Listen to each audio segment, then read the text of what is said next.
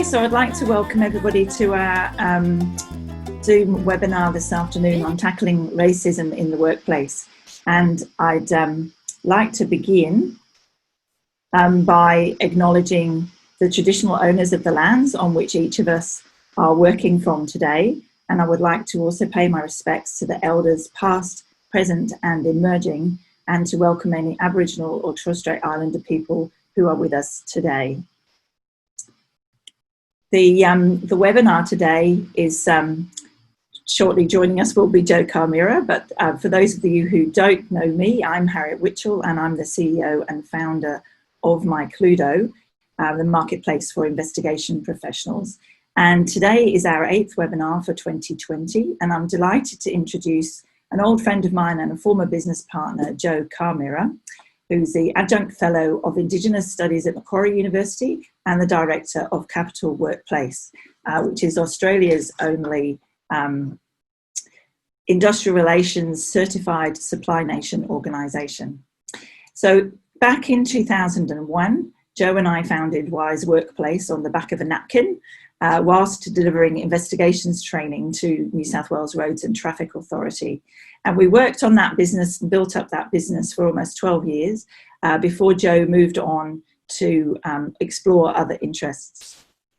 And Jo has an eclectic background spanning customs, adult education, investigations and Indigenous issues, diversity and inclusion. And she's been a business owner, academic and consultant. So today she's going to talk to us about racism in the workplace. So I will hand over, Jo should be able to take that over and share your screen, Jo.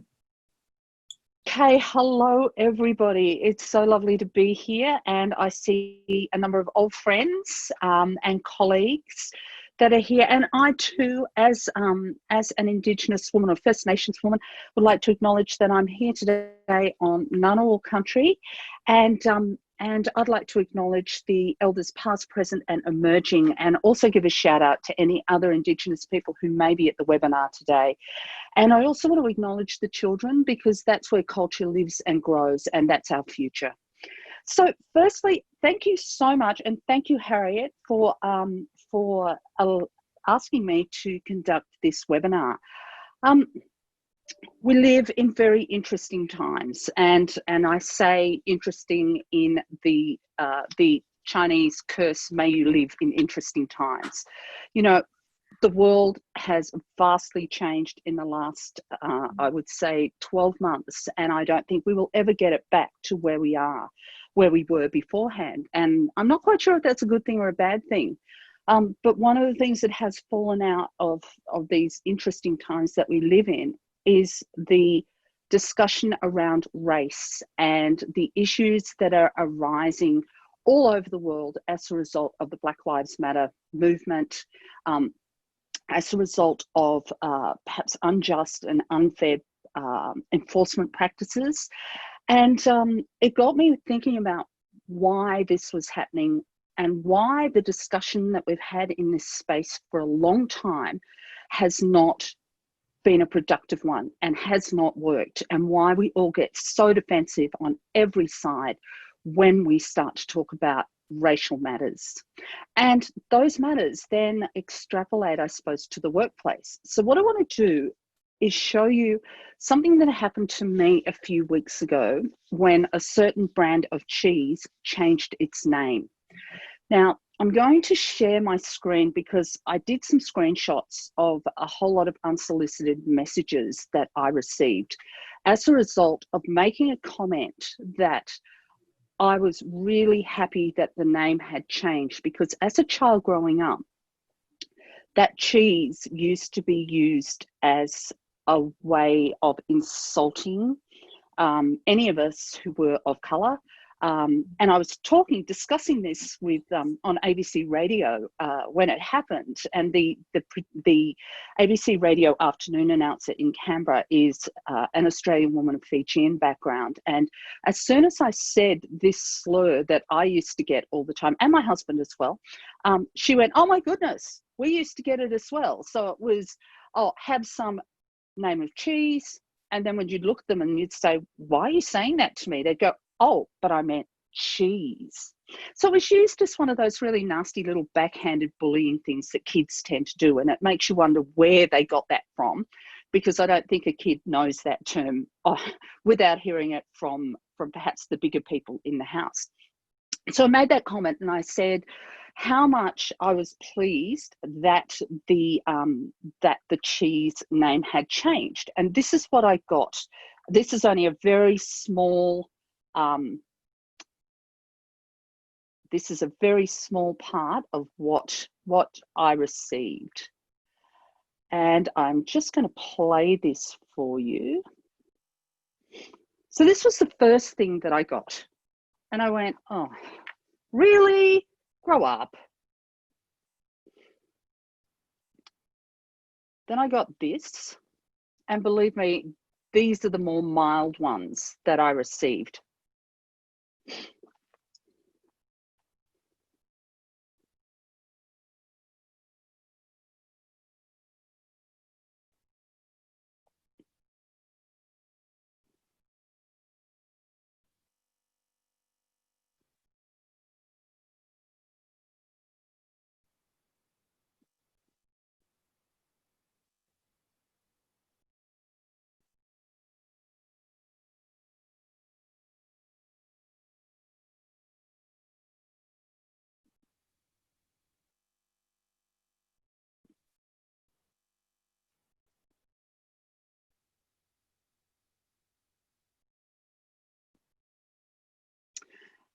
And then in the middle of it, this is how it was shut down. So somebody put this up and said, oh, I guess they'll be looking at renaming these. And another person replied and said, well, I've always called them grass trees. It's not that hard. And for anyone who is from overseas, these trees, Xanthoria, were called, which grass trees were colloquially nicknamed black boys, which is, again, is a pejorative term. But somebody then turned around and said, well, it's not hard to call them grass trees. Give me a break. Now, the reason why I showed you those is because every one of those people on social media had their workplace. Now, that was multinationals, people in the Australian Defence Force, people in the Australian Public Service, small business owners, and a couple of people from the mines. And that was a very small snapshot. Some of the more, I suppose, really inappropriate things I got, I forwarded to their employers just to let them know that that's what they were putting up with in the workplace. So what does that say to us? That says to us that the narrative around what racial issues are all about isn't working. So it got me thinking about we need a different perspective. And I believe that people are not inherently racist. People want to make a difference. The issue is that people don't know how to make a difference because we get really scared with things like political correctness, or we get so scared of making a mistake that we don't do anything because we think we're going to make a mistake. So we sit back and we go, goodness gracious, I won't say a thing because I might offend somebody, or I don't understand what this is about. So when we talk about different perspectives and we say that the problem is an individual, we are actually causing a bigger problem as it stands. It's really easy to point to somebody and go, you're racist. Well, yes, they might be, but what are the things that are in power that allows them to be that way? And why is that so important for the workplace? And when we call people out and say it's an individual, we don't recognize that there are structural issues, I mean really big structural issues that allow it to happen, and it allows it to happen and flourish in the workplace. And that's what today's webinar is about. It's about thinking about how this plays out in the workplace. And whilst it's race-based, there's a whole lot of issues around it. And when we start to flip the narrative on the head, we can actually make a difference rather than making people feel really bad about themselves and how they react to other people. So what I want you to do, could you all grab a pen and piece of paper if you've got one, please?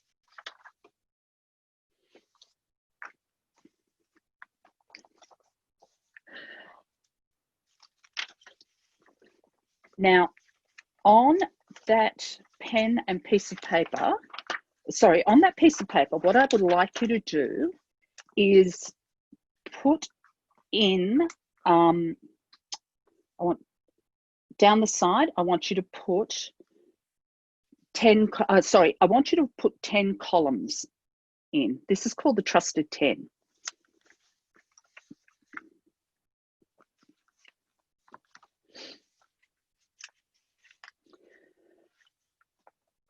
Now, in the first column, what I would like you to put down are 10 people that you trust implicitly. Now, I don't want you to put down your family because we hope that you would trust your nearest and dearest, but we know that that doesn't often happen. But I want you to put 10 people that you trust implicitly. So people in the workplace that you can go to, or mentors or former colleagues or friends, the one that you can go to after a meeting and have a bitch about the boss and know that it's not going to get back to them. The one that you can say on a Thursday afternoon, if I don't have a drink now, I'm going to strangle somebody. Quick, take me for a coffee or take me for a wine. Those people, the 10 people that you trust most.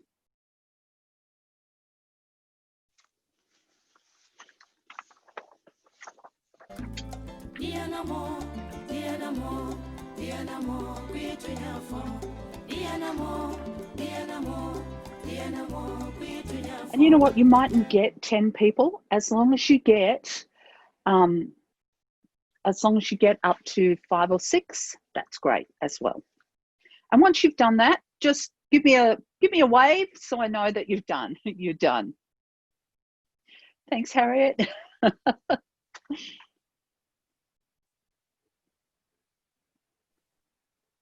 And I think, Jo, that task is quite challenging when you work on your own. Oh, it's terribly challenging, but you know, we all have people that we actually do trust. Yeah. And I think that's really important in itself. When you work on your own, I think you tend to be a bit of a loner. So, you know, working on your own, how about you put family down as well? That's good. Mm. You're allowed to put, and your significant other, all right. Yes. Although sometimes I must admit, sometimes I have an ex-husband, depending on whether he's behaving himself or not.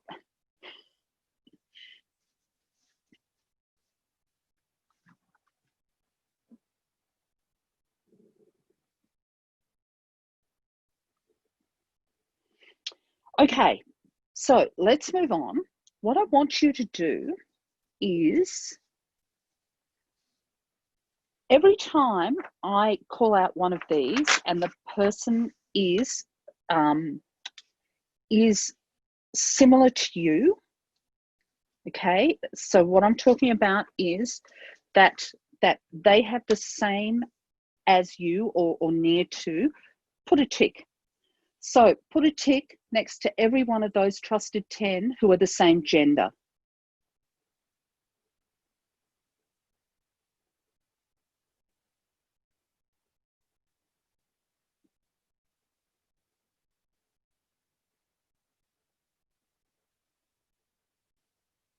Okay, now the same age.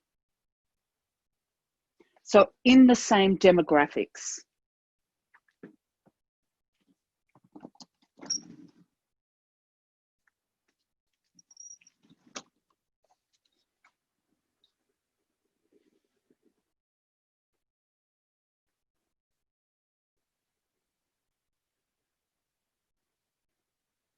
Okay, same ethnicity.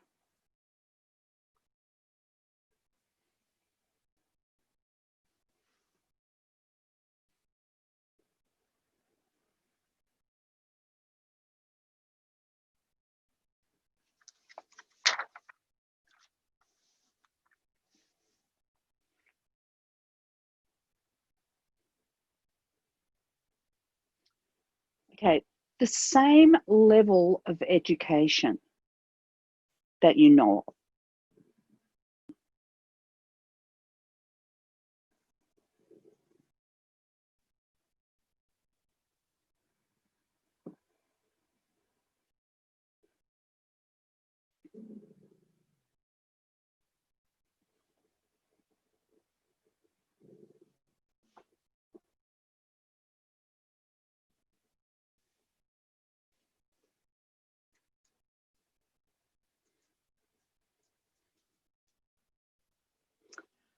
The same sexual orientation.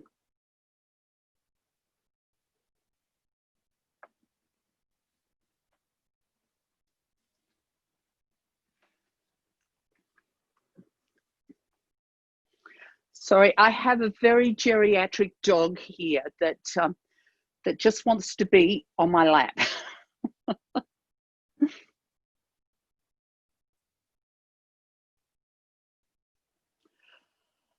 Okay, the next one is the same ability. And by ability, I'm talking about ableness. So, do they have a disability or not? Or are they able-bodied?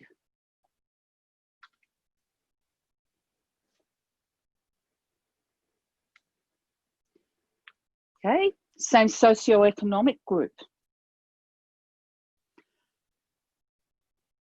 Although I can imagine that if they're all freelance investigators, we're all in the poor level at the moment.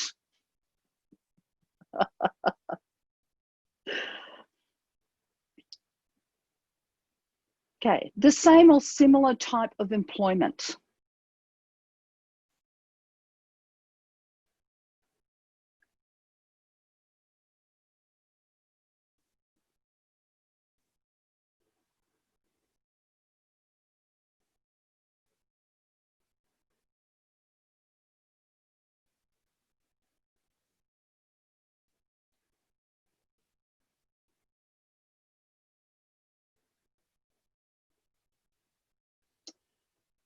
And finally, the same political views as you.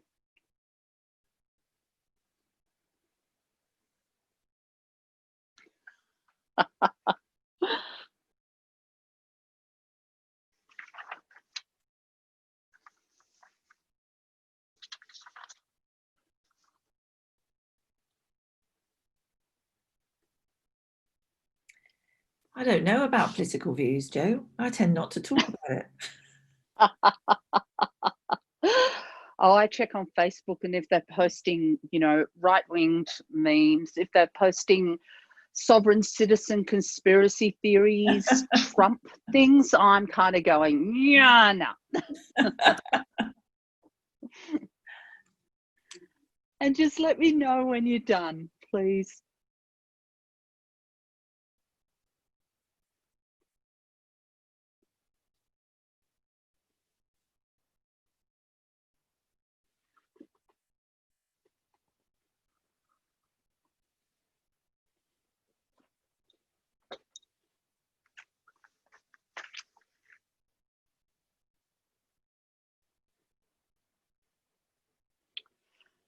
Okay, so just have a look at your list. Have you noticed any similarities in your trusted 10? And if you have those similarities to yourself, just type a Y or an N in the chat box.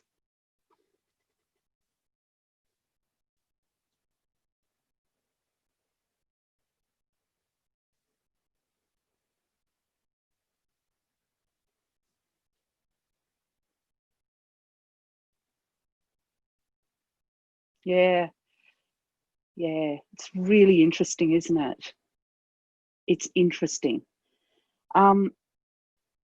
It's sometimes we think that we have this range of diversity, but the reality is that the like me is so pervasive and powerful. Similarity bias, it's called, and we all have it because we're human, and there is nothing wrong with it. So I want to talk about how we have this cognitive bias to have like me. And it doesn't matter whether you're black, white, or brindle, we all have it. And it's not bad, it's just a human condition. So what we need to do is understand how cognitive or unconscious bias works and what we need to be mindful of in our workplaces. And that when we become mindful of that, it makes the workplace a lot more inclusive, productive, and successful. And that's really important. So I just want to talk a little bit about that now. And then I want to talk about how that influences what we call institutionalized racism and what institutionalized racism is. So cognitive bias is this systematic thinking that impacts your choices and judgments. So this concept was first proposed around 1974, I believe, by a couple of psychologists. And since then, we've had researchers identify and study numerous types of cognitive biases.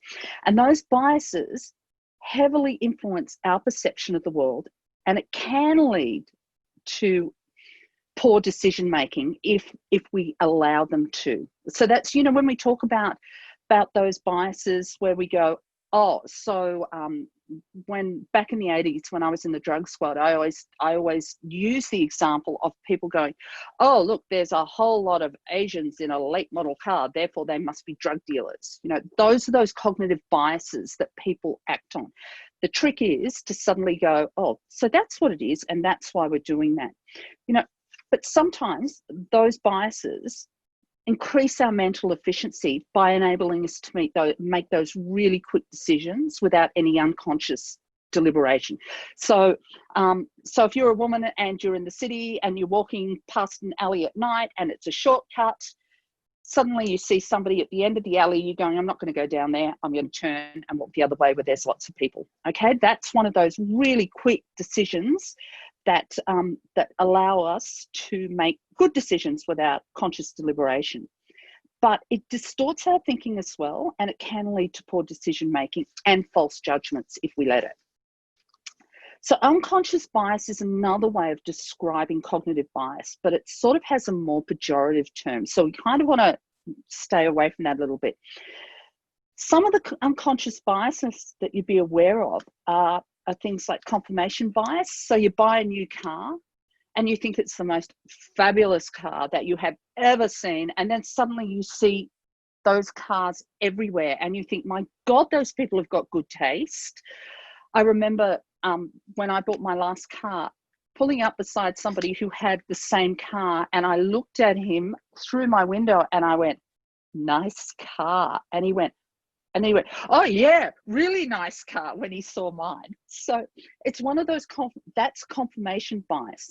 It also informs other things that we look at the world in. So our tendency to only look for information that confirms our decisions in the world. So it's like getting your news from one source. So you'll find that somebody who listens to 2GB will often do Fox News, Sky News, The Telegraph, and all the shock jocks, because it informs and confirms how they see the world. Conversely, somebody who reads The Guardian will often just go to the ABC to get their news. They'll go to The Conversation, places like that, because it confirms their view of the world.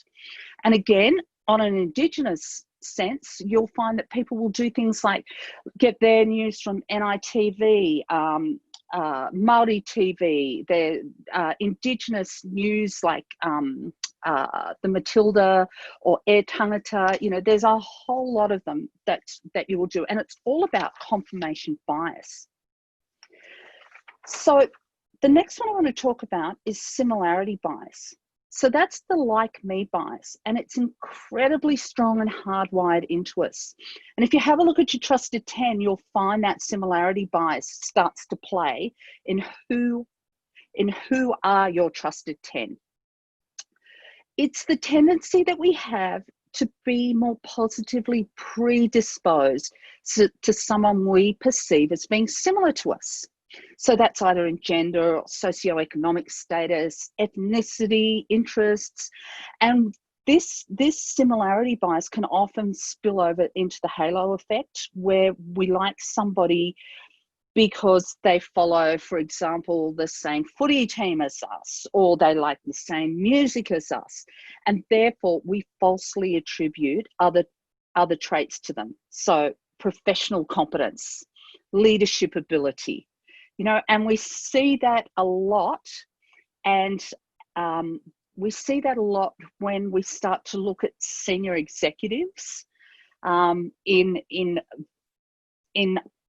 big organizations, where they all tend to be the same and they all look the same and they all wear those blue suits, and you're kind of going, what's that all about? Or they've all gone to the same university, or I'm just thinking the university one is a really big one, because one of the big four did a study on it where they found that they were only getting certain grads from the University of New South Wales and the University of Sydney.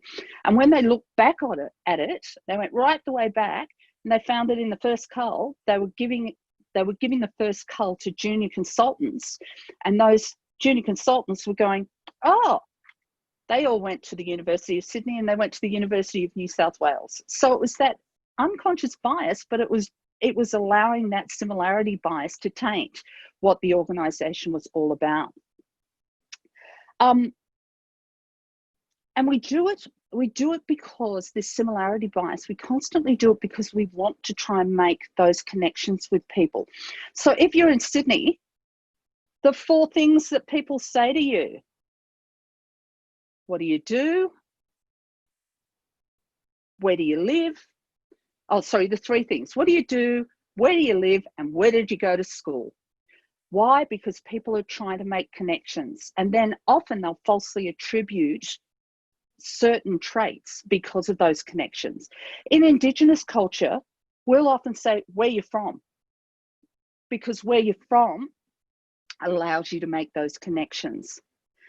Now, the important thing to take away from this is being biased doesn't make you bad. It makes you human. It's a human trait. It's not a racial trait. It's not a gendered trait. It's not a sexuality trait. It's a human trait. And we are attracted to people who are like us.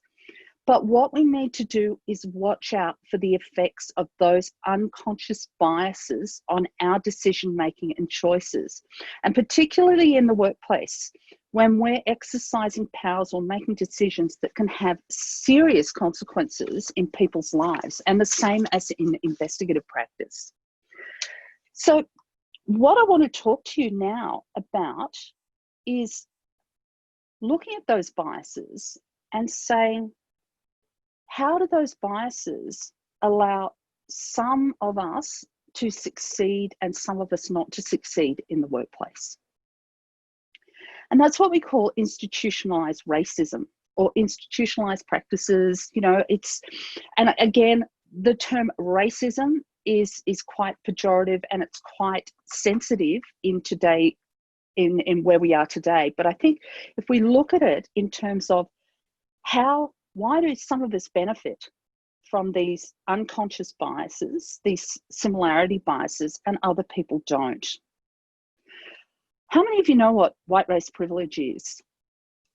And if you just want to pop in the chat box, if you want to give me an idea of what you think white race privilege is. And again, it's a term that can be quite pejorative. It's a term that makes people go, oh, for goodness sake, are you saying that I'm privileged? I came from a poor background and I happen to be white. What's that all about?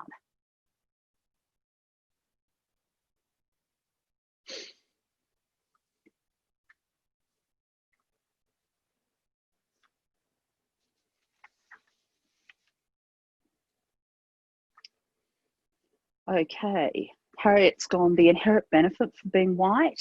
Steve, it's not being discriminated against purely based on the colour of your skin. Wendy, it's what my son, who is at the University of Sydney, talks about all the time. Especially if they're doing critical race theory and they come back and they go, oh my God, and then you get this big lecture and you're like, yeah, hey, hello. You're not the first person to have discovered this concept. Okay. Tom, white people have more opportunities compared to other races in North America. Tom, you're in Canada at the moment, aren't you?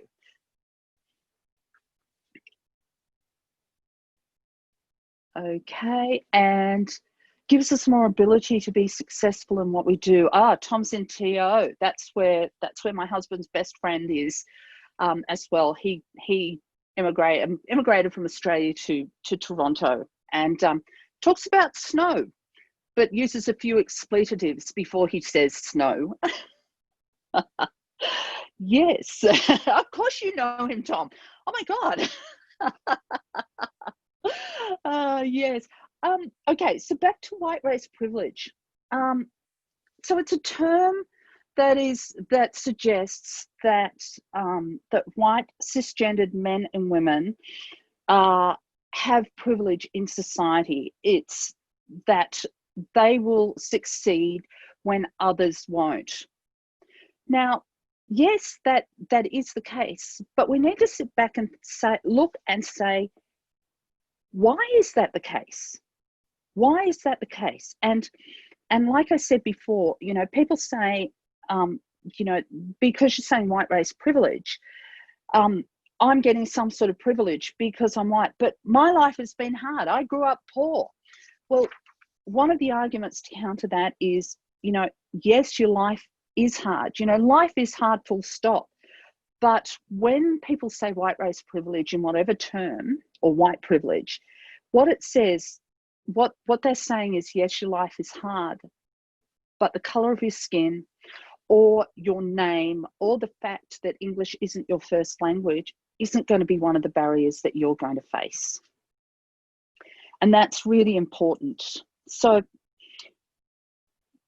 what I'm talking about is that, particularly in the workplace, there is an inherent bias, an unconscious bias and a similarity bias that plays out over and over and over again.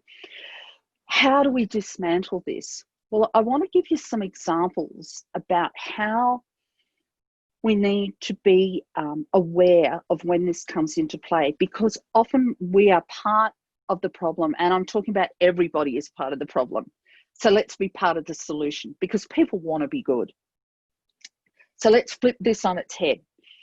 So in the workplace, I want to ask you, how many times when you weren't working for yourselves, how many times when you were doing, let's say, a recruitment round, and you culled somebody's name out because it was too long, too ethnic, you made assumptions that they didn't speak English properly, or English would be their second language, or you culled somebody out because their degree happened to come from somewhere in the Middle East, or from South Asia or East Asia, or how many times you culled somebody out because, and hopefully this hasn't happened recently, but it used to happen back in the 80s and 90s a lot. You culled someone out because they were a female and they may have had children. So when that happens, what we're doing is we're putting our own biases on it, and we're allowing a system that privileges few, that supports few to privilege few. And what that comes down to is normally a middle class man. Policy is a really, really good area when we talk about this inherent racism and this inherent bias. Think about the policies that you've had to deal with in the workplace. And one of the ones that I talk about all the time is bereavement leave. Now, bereavement leave in the workplace usually talks about close family members, and those close family members are defined. But who defines what a close family member is? When you think about it, it's your mother, your father, your sibling, your child, maybe your aunt or your uncle. But who says that your cousins aren't as close? That your mum's best friend that you grew up with, who knew you before you were, when you were, you know, a twinkle in your mum's eye, and has been with you the whole way through, who says that's not a close family member? In Indigenous culture and First Nations culture worldwide, we have a different family structure. So my generation, all my first cousins, because I get confused with first and second and third cousins because we have a different structure, all that generation are my children's aunts and uncles. So the structure is very flat. So if my fifth cousin, and I don't know where that kind of sits in, was to pass away, yet we are as close as siblings, what's to say that that's not a close family member? Another thing about bereavement leave is that it's only a certain number of days. Now, some families don't grieve like that. You know, in Aboriginal and Torres Strait Islander culture, if you've got to go for sorry business, you've got to go for sorry business. And that's going to take as long as it takes. Not you can have the afternoon off for a funeral.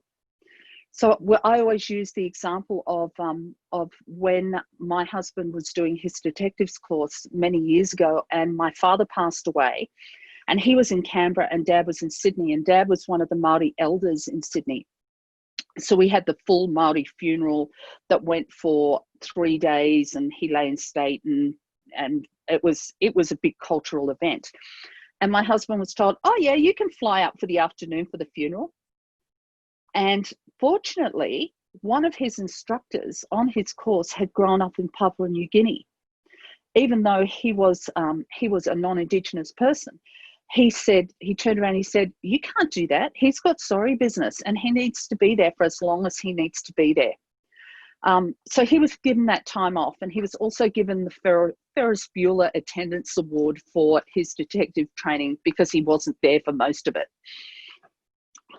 So these are things that I'm challenging you to start thinking about when we're talking about racial issues and dismantling bias and prejudice. And it's really important to start thinking about what that looks like and how you can dismantle it. And how you can do that in investigations as well, particularly around workplace investigations. And one of the things that I find, particularly with Capital Workplace, is we get brought in to do a lot of Indigenous investigations with Indigenous staff members, and the non-general investigations. And do you know that I would say 80% of the time, the problems that we're seeing that have caused an investigation to happen is this unconscious bias and poor policy where that staff member hasn't understood what the mores are. So part of that is things like having time off because of funerals. I did one of them recently where I was asked to look into somebody who had five lots of bereavement leave, an Indigenous woman, and she couldn't possibly have that many people who had died in her family. And I was just flabbergasted that somebody could be so insensitive in relation to those issues. So what we need to do is sit back and look at who benefits from these policies and why they benefit from the policies. And we also need to look at who wrote the policies and why they wrote the policies. And sometimes we can get very stuck in our mindset in relation to how policies are developed and how we implement them. But policy can be implemented in a culturally appropriate and sensitive way. So, you know, if somebody doesn't have that bereavement leave, then tack on some general annual leave with it. You know, if somebody has a sick aunt and they have to look after them, they have to have that carer leave, but carer leave says that it's only a close family member. What would you do? How do you get around that? How do you make something become more appropriate when we're dealing with institutionalized racism, because that's the type of thing that makes it look like one race is being favored over another, and it's not. It's about the systems that allow these things to flourish. So what I want to do very quickly is talk about what Black Lives Matter is all about, and particularly in an Antipodean context, and why it's so important, and why you may find issues in the workplace around Black Lives Matter. So does anyone want to give me an idea in the chat box of what your experience of BLM is?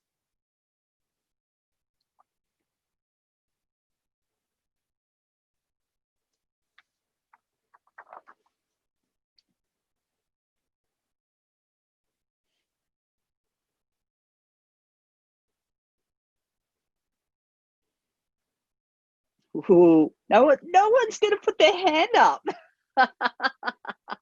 Oh, Wendy said she has. Oh, it's not coming up in the chat box. Oh, yes, the media has hijacked it. Zero other than media coverage. Yes, Phil. Yeah. The media has hijacked the Black Lives Matter movement, and you know, as I said at the start, we live in really interesting times, and a lot of the stuff that we're seeing is co-opted from the USA. And yeah, fake news is very strong. Oh, they stopped the Pride Parade for 15 minutes. Tom, why did they stop the Pride Parade? What was that about? They were making a statement. And it had to do with the police marching in the parade, Toronto police. We've got exactly the same here at the moment. This same, and it's not Black Lives Matter. It's actually some of the radicals in the Pride movement here around police marching in Mardi Gras, which is, yeah, I have my own theories about that, because because I started the GLOW program in the AFP, so. I've marched with the police, and I had my own float last this Mardi Gras. So yeah, look, in the Antipodean context, the Black Lives Matter movement again talks about policing, but it's all about deaths in custody, and that's what you're going to find in the workplace when people start talking about Black Lives Matter. But part of that problem is that it gets confused with what's going on in the USA. So George Floyd, all of those really tragic events have gone around the world. But what we're finding here in Australia is it's about justice for people like Ms. Day, David Dungay, lot of people who have died in custody because people haven't, these matters haven't been addressed. And it goes to, once again, it goes to these really deep racial issues. Now, what can I tell you about Black Lives Matter, Indigenous issues, people co-opting these things? It becomes messy as anything. Have any of you had to deal with any of this in terms of the workplace or in investigations?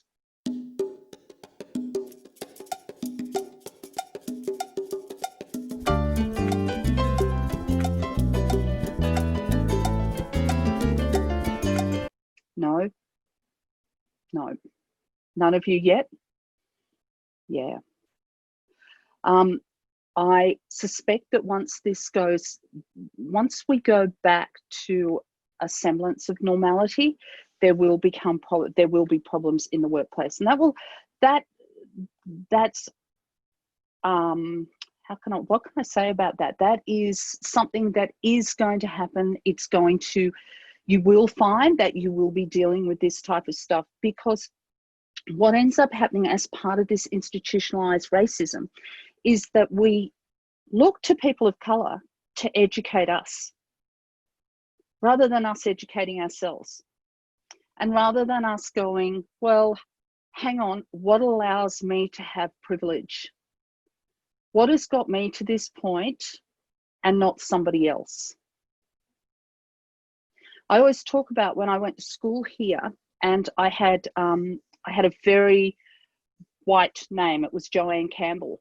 And I went to a school in the western suburbs of Sydney where anyone who was not white was put automatically in the lower classes. So there were 10 classes in year 7, and everybody from 5 to 10 were kids of colour. They were Italian kids, so a lot of market gardening area. There was not one child with an ethnic background that was in the top 3 classes. And when I was called out for the top class, the deputy principal jumped up, grabbed my arm and said, "What is your name?" And my white mother jumped up and said, "This is her name. Do you have a problem with it?" Now, that is that privilege that I'm talking about in action. So what do we need to do? We've got to call it out when we see it. We've got to not point the finger and say, "You're racist." We've got to not look at ourselves and go, I can't deal with this. I'll be accused of being racist. What we need to do is sit back and look at those systems that allow this privilege to flourish and to look at who benefits from it. So what I want to do is give you some takeaways. Be open. Have conversations. I want you to think critically. And when you come across this type of stuff, I want you to I'm going to use the who, what, when, why, where, and how. And I want you to start thinking bigger than, oh my God, what's going on here? Oh my God, it's a Black Lives Matter protest and they're not socially distancing. I want you to think, why am I privileged? Why am I allowed to flourish in this environment and other people aren't? And how can I make that difference? So, putting on my investigator's hat, I want to challenge you to think, who benefits from it? Who benefits from the status quo in the workplace? What can you do to make a positive change? And what gets in the way of our actions of making that positive change? And sometimes what it is fear. What it is wanting to put our foot in it.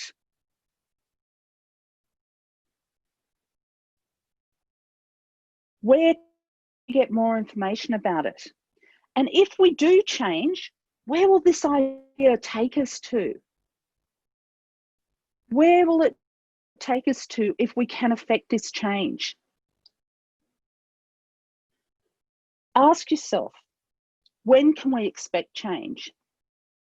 And when should we ask for help? It's not a weakness to ask for help. It's not a weakness to talk about it.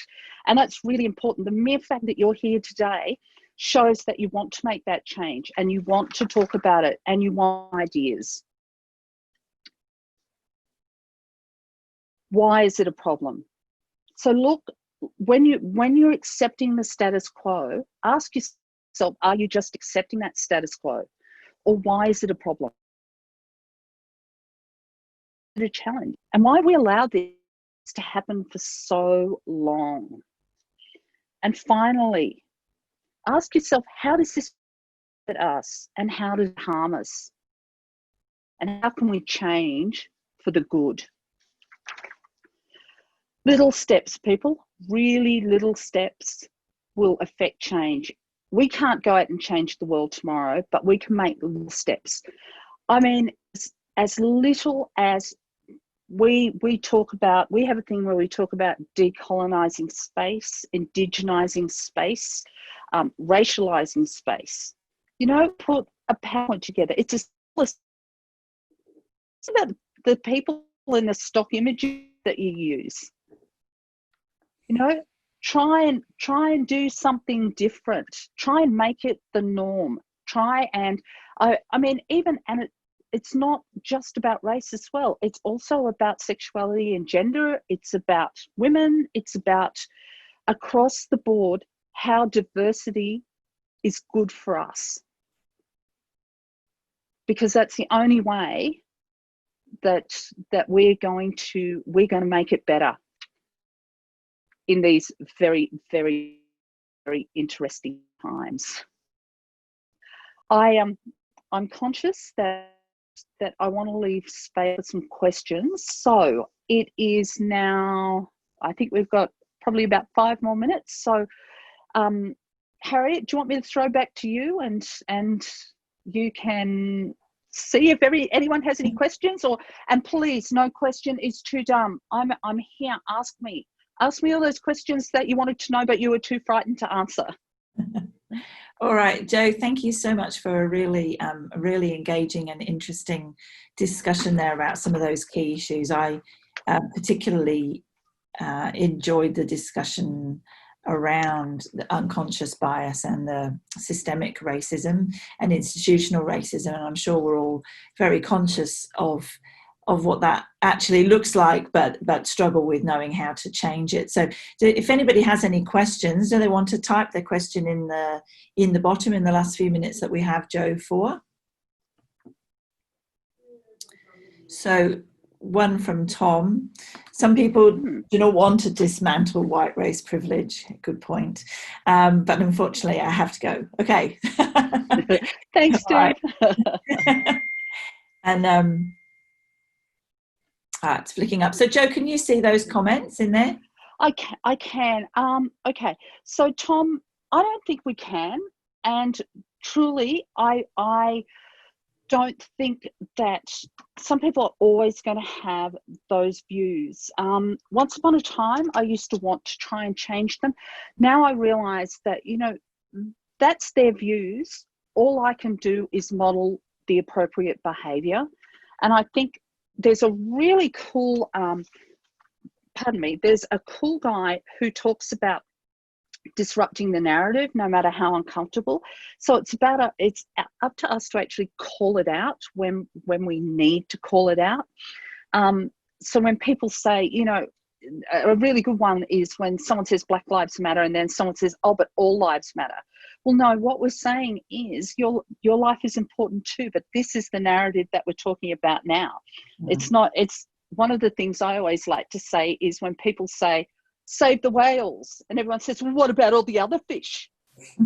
It's called whataboutism. And no, you can't change them. All you can do is just call it out when it happens. And yes, it can be socially awkward. Oh my God, socially awkward. But saying something, if you see something, say something. If someone's going to tell an off-color joke, turn around and go, actually, I'm not really comfortable about hearing that. Or that's not an appropriate thing to say. Say something, speak up, and champion the cause that you wish people that had done for you. And for those of us of a certain age that are here who were women back in policing back in the day, or law enforcement, or wherever we were, there were times that, gee, I wish someone had stood up and said, you know what, that's really rude and that's really sexist. But, we don't. What we do is we find it socially uncomfortable, and silence continues that problem. Kate, you've said any good websites to learn further. I will put something up afterwards, so I know that this is recorded. I have a few. I don't have them with me right now, but there are some really good stuff out there in relation to race. But what I really want to say about it is, don't take it personally. Recognize that people are inherently good. Yeah, there are some idiots around, and we see them a lot, and we saw it with those messages that I got about that cheese. But people are inherently good. So when you saw at the end, oh, what are you going to call this? Oh, I'm going to call it a grass tree because that's what its name is, and that's the important thing. People are inherently good. They do want to know. Don't feel bad about asking questions, and don't feel bad about trying to change the status quo. Don't disrupt the narrative whenever you can, no matter how uncomfortable. Yeah. So, Jo, I think that's a really important message there, which is that speak out, speak up, and don't let people just get away with same, which is a really, it's a very similar narrative that we're seeing with this sexual harassment complaints in the workplace and violence against women. Is about actually speaking up, and even if we do it badly or incompetently, saying something is better than doing nothing at all and being a bystander. So look, I'm going to round up there, and thank you very much once again, Jo, for a great presentation. I'm sure everybody's taken a lot from it. And before we close up, I just want to let you know our next webinar will be the first week in October, and we'll be looking at safeguarding practices within the child protection space. So thank you once again, and enjoy the rest of your day.